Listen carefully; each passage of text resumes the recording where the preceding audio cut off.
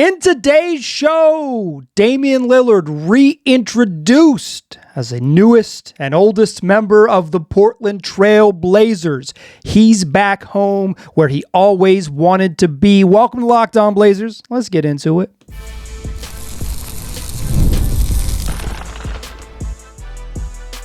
You are Locked On Trailblazers, your daily Portland Trailblazers podcast, part of the Locked On Podcast Network. Your team every day.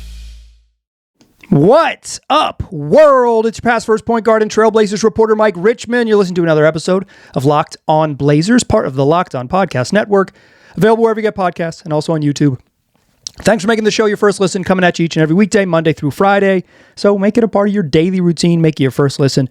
Tell your friends to do the same. As Locked On Blazers, your team every day. In today's program, we're talking about Damian Lillard's reintroductory press conference. He was introduced and reintroduced to the media at a press conference alongside Joe Cronin and Chauncey Billups on Monday evening inside the Moda Center. And Damian Lillard said what you already knew. It never felt right being away from home. He's back. He's back home. Portland is home in so many ways for Dame. It's home because this is where he started his career and played 11 years of basketball, over a decade before a 2-year stint in Milwaukee, and now he's back. It's home because he's an iconic Portland Trailblazer, one of the best players to ever wear the jersey, certainly the best player of the 21st century. And it's home because this is where his family is. His kids, his parents, his siblings, home. And Dame made it clear. This is where he always wanted to be. And even in the 2 years he spent away in Milwaukee, he never really let it go. So what I want to talk about in today's show is how we got here, where here even is, and where it's headed. How we got here started April 27th of this year in Game 4 of Milwaukee's Eastern Conference playoff series against the Indiana Pacers. Damian Lillard returns from deep vein thrombosis, misses the first 2 games of the series, and makes a fairly stunning return to the court to give Milwaukee a chance, only to take a step back and tear his Achilles. And Damian Lillard said his first thought, he rolled over on the court, grabbed the back of his leg, knew what had happened to him, and said, I'm about to come back from an Achilles. There is nothing more Damian Lillard than that. He is fiercely optimistic. He has a certain type of self-confidence and optimism that is unmatched. It can at times come off as a little corny, quite frankly, but it is deeply authentic. And so Damian Lillard sat on the court, and his first thought is, boy, is the comeback about to be special. Nobody's wired like him. Even the fiercest optimists in the moment don't start thinking about the comeback before they've even tried to stand up. And Dame sat there inside the three-point line, hands on his knees, and was already thinking to himself about how he was going to shock everyone coming back from one of the most devastating injuries. There is nobody more fiercely and authentically and quite frankly defiantly optimistic than Damian Lillard. When he got into the locker room and the team doctor told him that he had torn his Achilles, the Bucks physical therapists, the PTs, the trainers were crying because they knew this was the type of injury that changes lives, derails careers, and Damian Lillard at 34 was staring down a long road back and had just sustained a truly life-altering, career-altering injury. And Damian Lillard said he didn't cry. He said, they felt more pity for me than I felt for myself. And that triggered the first event of how we got here. The Bucks, knowing Damian Lillard would miss all of this coming season, 25-26, and likely take some time to get back to his full self if he should do so, chose to waive him, send him into free agency. And Damian Lillard, once he hit free agency, somewhat surprisingly, pretty quickly connected with the Trailblazers and Joe Cronin. And as Joe Cronin said at today's press conference, it went pretty smooth. They met with them being Joe Cronin and Chauncey Billups, met with Damian Lillard at his house a couple times and kind of discussed what it would look like, how it would work, and what both sides would need to do to get it done. They eventually agreed to a 3-year, $42 million contract, and Damian Lillard is back. But even to get to that point, from torn Achilles to free agent to agreeing to a contract in Damian Lillard's home, meeting with the lead decision makers of the organization and deciding that a reunion was both palatable and both sides were willing and excited to make this reunion happen. There was some fences that needed to be mended. When Damian Lillard left in 2023, he wrote a lengthy thank you note to the community and to the fans, and he even name dropped some media members and a whole bunch of folks that he worked with the Blazers over time, various staff members and a whole bunch of Chauncey Billups' coaching staff that he named by name, right? Like, these are the people that meant a lot to my journey, and I hope to blah blah blah. And he didn't mention Joe Cronin. It was a little bit cold between them. And when Dame came back for the first time with Milwaukee, did not acknowledge Joe Cronin. They weren't homies. Dame was asked whether, when that sort of relationship changed and what caused it to change. And he responded in the way that Damian Lillard does, thoughtful and at length, and in some ways, in rejection of the premise of the question itself. I was never not a fan of Joe Cronin. Just at the time, there was some misunderstanding and miscommunication. And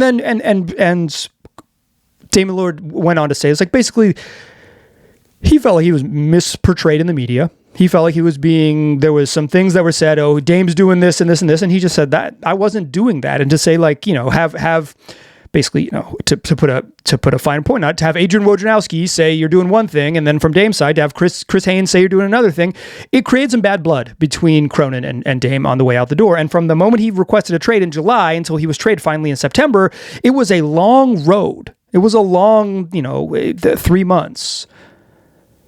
But Dame said that what he kind of regretted about that is that Joe and him never talked. They never sat down and talked about that relationship and sort of what had gone wrong. Instead, they just let it be what it was, and that, in Dame's mind, was a mistake. But Dame mentioned that when he came here last time, he was in this building in the Moda Center as a visitor twice. Second time he comes back with the Bucks. Before the game, he went over to the baseline where Cronin and the Allen and Jody Allen and Burt Colt sit, and sometimes Dwayne Hankins too. Shout out Dwayne, but the Blazers brass, right? The decision makers, the C-suites and the ownership group. And Dame, said hello to Burt and Dwayne and Jody, and then he dapped up Joe Cronin, and he said at the time that it was a moment was to let them know that, hey, there's nothing, we can turn the page on this. That greeting was a moment to say this can be behind us. Dame said, and I quote here, "Sometimes when it's emotional, you handle yourself by protecting yourself from what's going on. And then over time, you calm down and you figure it out." So they mended the fence, basically via the linear passage of time. And then after, when Dame was available in free agency, Dame mentioned it didn't need to be a long conversation. They were able to move past that because they both knew that, hey, that's behind us. We've kind of, there is no lingering beef. We've kind of let that simmer, that's cooled down, and here we go. Let's make it happen. And Damian Lillard signed a contract on Saturday, officially joining the organization. And he brought his kids with him. That's where we are now. He's back, and he's a dad, a local dad in the community. How we got here, the injury, the mending the fence, the meetings at Dame's house. Let's talk about where we are now. Join me in the second segment. First, let's talk Monarch Money. You ever think to yourself, it'd be nice if things, it was just easier to manage your money. It's just easier to keep track of all of your investments and your savings and your big purchases and the plans you have for the future. Well, Monarch puts you in the driver's seat. It lets you do all of that. It's like having your own personal CFO, giving you full visibility and control over your finances. Monarch Money is more than a budgeting app. It's a complete financial command center. You can track all your accounts, investments, and spending in one place. So in addition to managing your money, you're also building your wealth. It's nice to have, with Monarch Money, everything on the same page, right? It's nice to see all of your accounts, whether those are investments accounts or just your checking savings accounts or your mortgage or your student loans, what have you, in just one spot, so you can make sure that you've got everything under control. Plus, you can plan long-term goals for saving up for the future, plus short-term goals. If you want to go on a trip here in the coming months, you can save for two things at once using Monarch Money. Take control of your finances. Monarch Money. Use the code LOCKEDONNBA at monarchmoney.com for 50% off your first year. That's monarchmoney.com. And the code is LOCKEDONNBA for half off your first year. All right. That's how we got here. Let's talk about where we are now. Where we are now is at a stoplight, heading to the Blazers practice facility in Tualatin. That's a suburb south of Portland, for those of you maybe not deeply familiar with our region. Heading to the Blazers practice facility to officially sign his contract. And Damian Lillard's got his 3 kids in the car. And he's talking to his daughter. He has 2 4-year-old twins and a 7-year-old son. Dame Jr. is the eldest, and then 2 4-year-old twins. He's talking to his daughter, one of the twins. And she's saying, but he hasn't really explained it to them yet. Maybe he's told them, but he hasn't explained it to them yet. And certainly his kids are all old enough to understand the basics of daddy's going to be around a lot more. That one hits pretty early, I can tell you that, as a father of a young child. He's telling his daughter, she says, wait, so we're not going to have to get on a plane anymore to come see you in Milwaukee? No plane anymore. I said, and you're going to be home at your house in Portland the whole time? That's right. Daddy's back. And then they got to share a moment because the boys clued in as well. Their sister had kind of got the news out of daddy. He's going to be back all the time, at home, at his house. We can go see him and play with him. We don't have to fly. It's not traveling. He doesn't live in Milwaukee anymore. He's at home, and he's home for good. And this is where he lives. He's with us. And they got to share a moment. Share a moment of Dame finally kind of setting it in very clear terms for his kids. I'm back. It's real. It's official.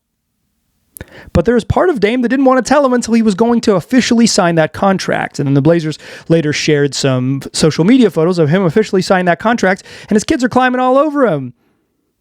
He's back. That's where we are now. Damian Lillard is back, and he's going to be a dad. Not that he wasn't a dad when he lived in another city, but it is different. He just is far away. And he mentioned that he is like, I have create a situation where he wasn't away from his kids all that often, but like, yeah, even with the $800 million or whatever Dame has, flying your kids out on a private jet or whatever is just different from them like waking up in your home. It's like we can all, anyone who has children or like understands basic geography can figure that out. But Dame's going to have some time to be a father because he's not going to play this season. When asked about it at the press conference, Joe Cronin kind of putzed a little bit. How do I answer this? Because he didn't want to say no. He did not want to say no. Joe Cronin did not want to say no way Dame's going to play this year. Are you kidding? The fastest anyone has come back from an Achilles injury since 2019 was JJ Barea, who came back in about 8.5 months. That's according to Kevin Pelton of ESPN. The Dame timeline for that would be like the end of March, middle of March. That would give him a month-ish left in the regular season. If you think the Blazers are going to play into the playoffs, like they're probably not going to play deep into the playoffs like into May. And certainly like having Dame come back and try to reintegrate and play basketball again, like into the push of the final end of the regular season, that's probably irresponsible just in terms of like his body and what the ask would be. So Cronin said, we're going to do what's best by Dame. And then Dame leaned in and said, my prideful response is, yeah, I'm coming back. But as you get older, you get wiser. They know he's not going to play this year. He's not. And Chauncey Billups joked that Damian Lillard would be the highest paid coach in the NBA because he's going to put Dame to work him. Say, hey, we need you to do stuff. I've been critical in the past of the Blazers kind of missing their sort of emotional core, that sort of institutional knowledge of like a true veteran presence who not only is like just someone who's been in the league a lot, but like possesses the actual gravitas and sort of leadership traits that allow for to kind of be a guiding light and a guiding force. And Dame is that dude to a T.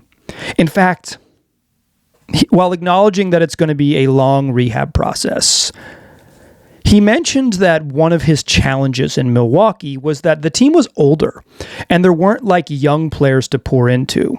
I read between the lines a little bit on that particular response, and I would say that what Dame means is that he was walking into someone else's culture. And that while he could, connect with Marshawn Beauchamp and, AJ Green and maybe AJ Johnson or whatever, there were some young players, he couldn't do it on his terms. Because it was a team that was where he was figuring out how he fit in, and he couldn't be like Damian Lillard, capital D, capital L, in terms of like this sort of leadership style and guidance that he wanted, because he was playing on Giannis Antetokounmpo's team.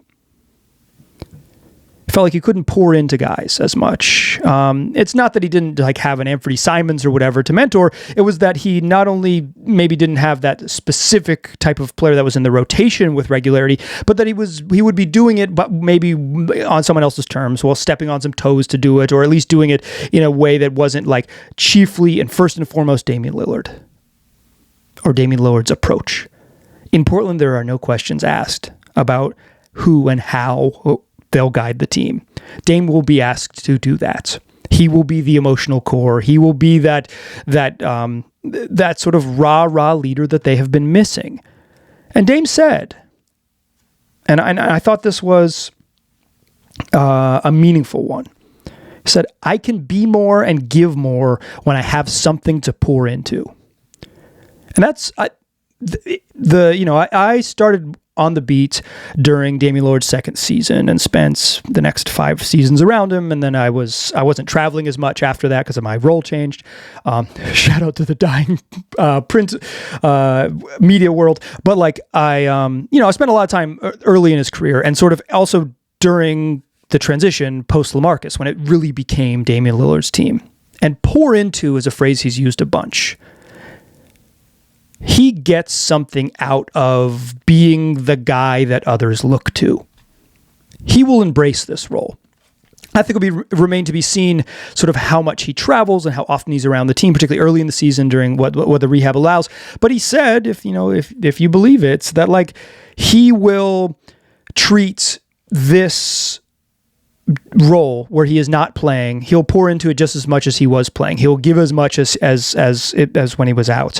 I think one of the challenges for at the end of the Dame era in Portland is that he was really checked out a little bit when he was injured. It was hard for him to pour into a team that was losing on purpose and tanking and all that. He just didn't have the sort of bandwidth to be an emotional leader during those times. There were some moments, but it wasn't every day. This is a reinvigorated Damian Lillard returning to the place he always wanted to be. It never felt right not being home. Dame also said another thing that I think is just fantastically Dame. There were some moments here I was like, oh yeah, I remember this dude. Like I said, I've spent a lot of time around him in my media career. He acknowledges a long rehab, a long road back, and in his response that included, talking about how he recognizes the path. He said, "It's a mental battle, but I don't lose those. If it's a physical battle, then maybe, but if it's a mental battle, I don't lose those."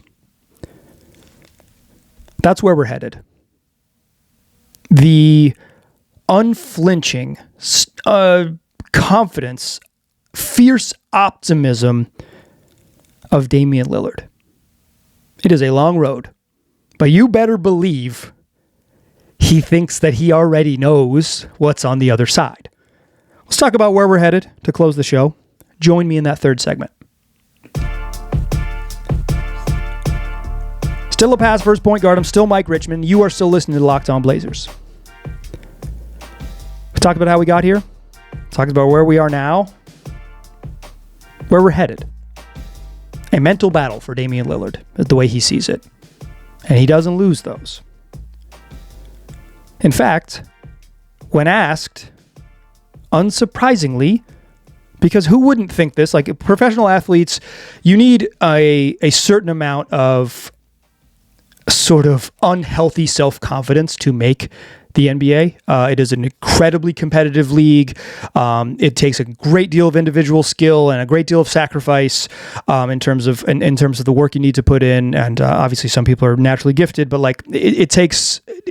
Even if you are naturally gifted, there is a certain level of sort of delusional confidence you need to make it in the league. And then once you get in the league, the thing that often makes dudes stick once they've believed they were the best player on the court forever is just a understanding who they are. Whether that's self-awareness or a kind of actualization of what is your best skill, and your best skill will stick. Whatever you want to call it, that's what you need. But you need a little bit of delusion. And you need self-confidence. And you need fierce optimism. Because you got to believe in yourself.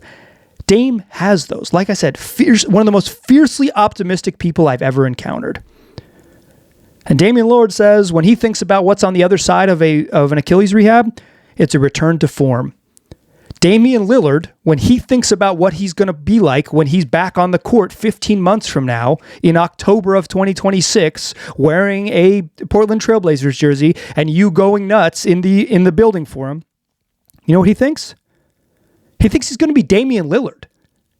He thinks he's going to be that guy. And quite frankly, that's what he's been envisioning for years. Dame admitted that when he would watch the Blazers over the last season or so, he would watch the team and envision himself and envision, how do I fit in? How would I fit in with that group? He always thought he'd be back. He admitted that if you had asked him when he left if he'd be back in just 2 seasons, nah, probably not, right? This is a unique circumstance, an unfortunate and unique circumstance, but he's back. And part of him really never wanted to leave, even though when he left, he really wanted to leave. And Dame thinks he's going to be Damian Lillard. Dame's been envisioning how he will be Damian Lillard on this roster. And Joe Cronin said that him and Chauncey Billups are on the same page. The moves they've made this summer suggest that it's winning time.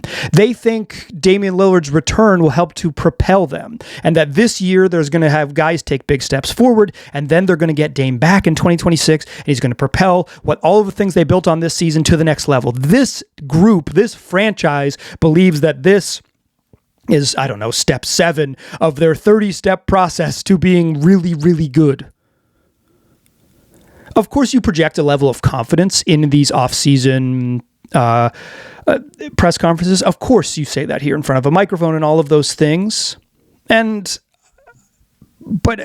I mean, if you look at the moves that the Blazers have made, their appetite over the last season and a half, or I guess season, if you include last season and so far this offseason.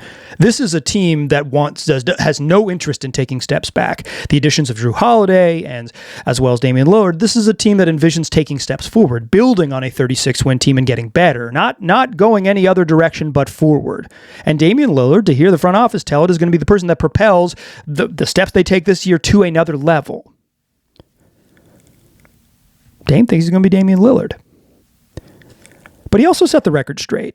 There was a lot of talk about family and home and comfort and familiarity and the jersey he wanted to play in and the community he wanted to play for.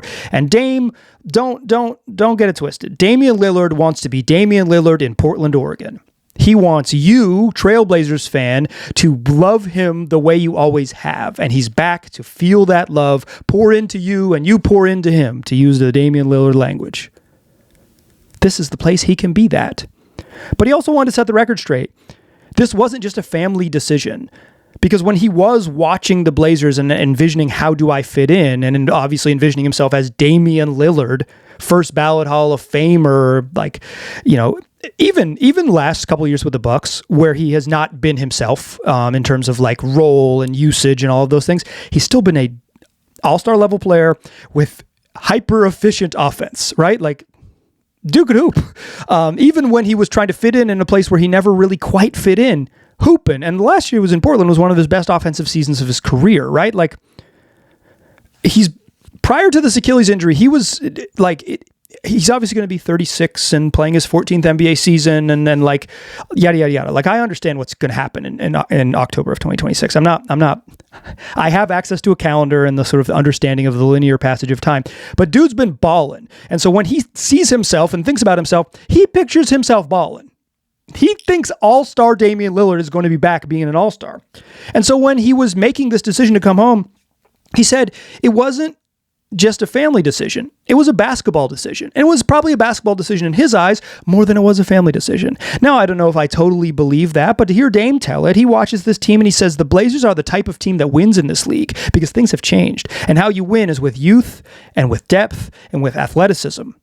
And when he looks at the Blazers, he sees a team that is deep and young and athletic. And if his Damian Lillardness, if Dame is back, letter O, Dame time, whatever you want to call it, if he's back being that as an additive part of the offseason of 2026 and comes in rolling, like he envisions himself coming in rolling, then this group perfectly complements him. He called it the perfect team and the perfect situation. Now that is fierce optimism.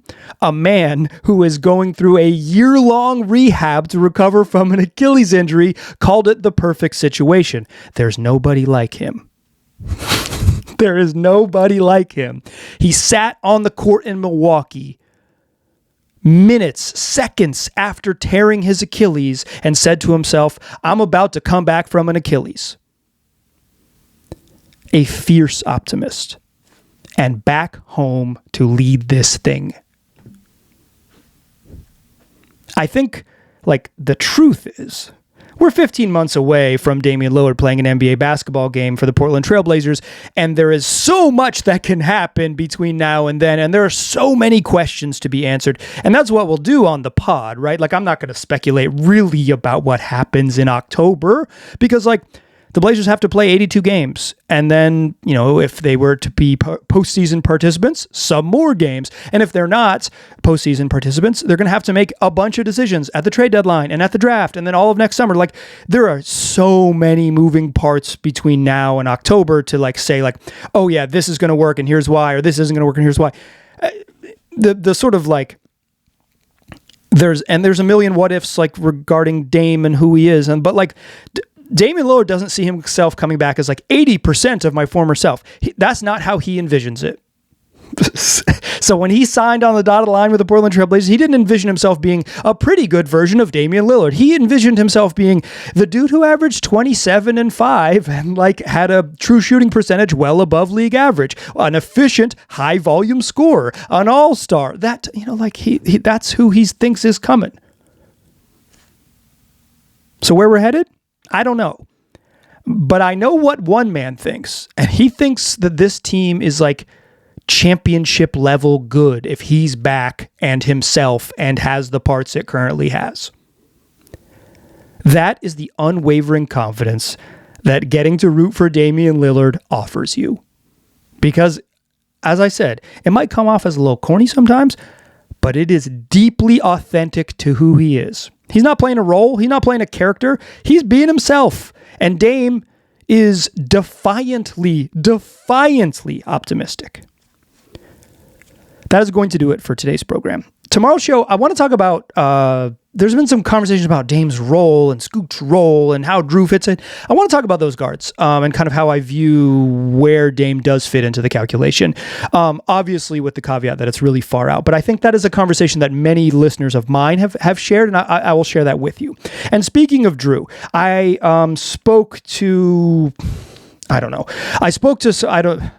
call it a team source, but what I mean to say is like a person who knows the answer to this question, who works for the Trailblazers. I said, when's Jrue getting a press conference? Because Jrue Holiday has not been introduced. He has not been introduced. Here's what I was told. Jrue was here last week. He brought his family. He was here. They went house hunting. The Blazers they have a group of high-end residential real estate professionals who they link up with new players and say, yeah, if you want to buy a house or you want to rent a house, this is the type of folks who know where super millionaires live in our community and can help you find such a home. So Jrue was here and he was, did some medical stuff and did some house hunting. And now he's back in LA.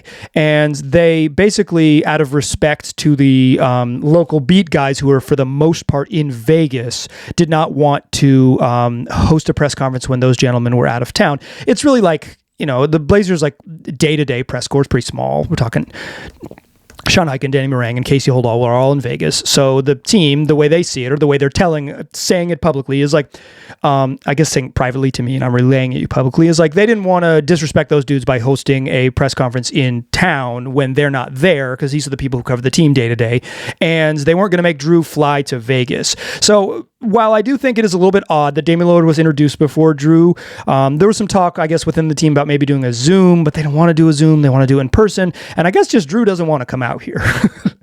And he will eventually, and when he shows up in September or whatever, they'll do a presser.